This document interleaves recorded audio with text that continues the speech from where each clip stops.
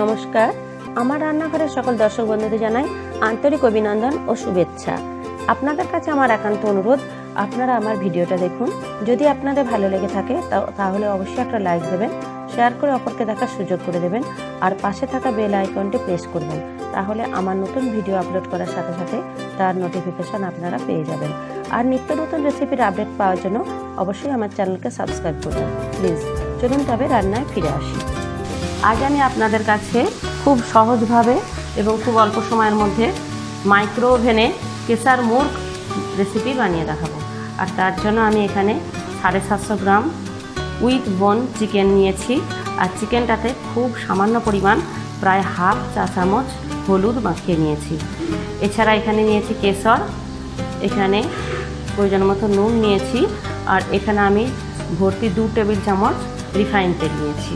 এছাড়া আমি এখানে 4টে পেঁয়াজকে পেস্ট বানিয়ে নিয়েছি, 2 টেবিল চামচ আদা বাটা, 2 টেবিল চামচ রসুন বাটা, এখানে প্রায় 20টা কাজু বাদাম নিয়েছি।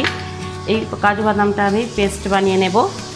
এখানে 1 টেবিল চামচ ধনে গুঁড়ো, এখানে প্রায় 1 টেবিল চামচ গোলমরিচ গুঁড়ো, এখানে 1 টেবিল চামচ কাঁচা লঙ্কা বাটা, আর এখানে আমি প্রায় 1 কাপ টক দই নিয়েছি। প্রথমে আমি কাজু বাদামটা পেস্ট বানিয়ে নেব, আর কেশরটা খুব সামান্য 1 টেবিল চামচ দুধে ভিজে দেব। এছাড়া নিলাম 6টা লবঙ্গ, 6টা এলাচ, 2টো দারুচিনি, 2টো তেজপাতা, 2টো শুকনো লঙ্কা। কাজু বাদামটা দেখুন পেস্ট বানানো হয়ে গেছে। এবার আমি চিকেনটা ম্যারিনেট করব। তার জন্য একটা বড় বোল নিলাম। বোলের মধ্যে আমি প্রথমে চিকেনটা দিয়ে দিলাম। চিকেনটা আমি নিয়েছি, আর ফ্রেশ ক্রিম ছাড়া সমস্ত উপকরণগুলো আমি চিকেনের মধ্যে আস্তে আস্তে দিয়ে দিচ্ছি। প্রথমে দিলাম পেঁয়াজ বাটা,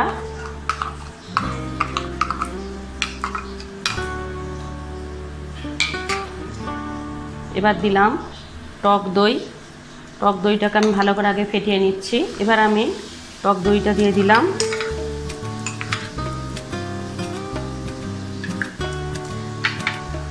দিলাম আদা বাটা, দিলাম রসুন বাটা, ধনে গুঁড়ো, গোলমরিচ গুঁড়ো, দিলাম কাঁচা লঙ্কা বাটা। এবার আমি দিয়ে দিচ্ছি প্রয়োজন মতো নুন,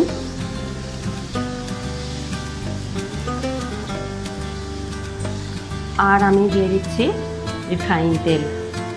এবার আমি সমস্ত উপকরণ খুব ভালোভাবে মাখিয়ে নিচ্ছি, মাখিয়ে ম্যারিনেট করে নিচ্ছি। খুব ভালোভাবে মাখানো হয়ে গেছে। এবার আমি কাজু বাদাম বাটাটা দিয়ে দিলাম, দিয়ে আবার আমি খুব ভালোভাবে মাখিয়ে নিয়ে ম্যারিনেট করে 1 ঘন্টার জন্য ফ্রিজে রেখে দেব। খুব ভালোভাবে ম্যারিনেট করা হয়ে গেছে। এবার আমি ঢাকনাটা দিয়ে ঢেকে ফ্রিজে 1 ঘন্টার জন্য রেখে দিলাম। 1 ঘন্টা হলো ম্যারিনেট করা চিকেনটা আমি বার করে এনেছি। এবার আমি দুধে ভেজানো কেশরটা দিয়ে দিচ্ছি। এবার আমি একটা বোরোসিল বোলের মধ্যে খুব সামান্য পরিমাণ রিফাইন তেল ব্রাশ করে দিলাম।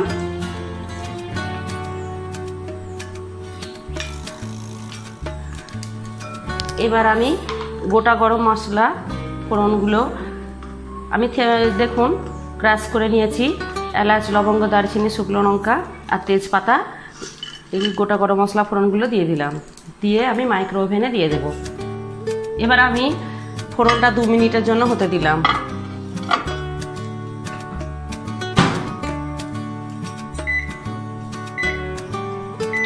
আমি 2 মিনিট পর বার করলাম বোলটা। খুব সুন্দর একটা সুগন্ধ উঠেছে, ফোড়নটা হয়ে গেছে। এবার ম্যারিনেট করা চিকেনটা আমি এর মধ্যে দিয়ে দিচ্ছি।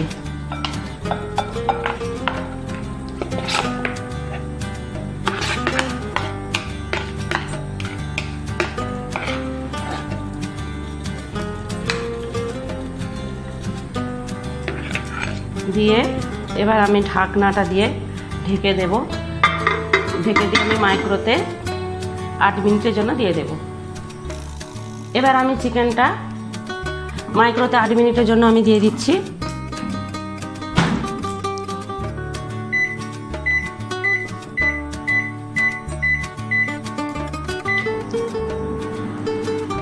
আট মিনিট পর আমি বের করে নিয়ে এলাম। দেখুন খুব সুন্দর সুগন্ধ উঠেছে আর একদম দেখুন একদম রান্না হয়েই এসেছে। তবে আমি একটু নেড়ে দিচ্ছি, উল্টে দিচ্ছি, দিয়ে আরও আমি 4 মিনিটের জন্য আর একবার মাইক্রোতে দিয়ে দেবো। এবার আমি 4 মিনিটের জন্য দিয়ে দিচ্ছি। পুরো 4 মিনিট পর আমি ফিরে এলাম। দেখুন এবার ঢাকনাটা খুলছি, কত সুন্দর তৈরি হয়েছে দেখুন। এবার আমি ফ্রেশ ক্রিমটা দিয়ে দিলাম,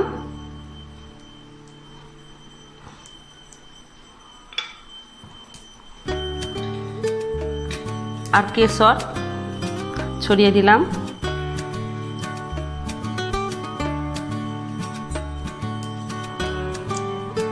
আর কাজু বাদাম দিয়ে গার্নিশিং করে দিলাম।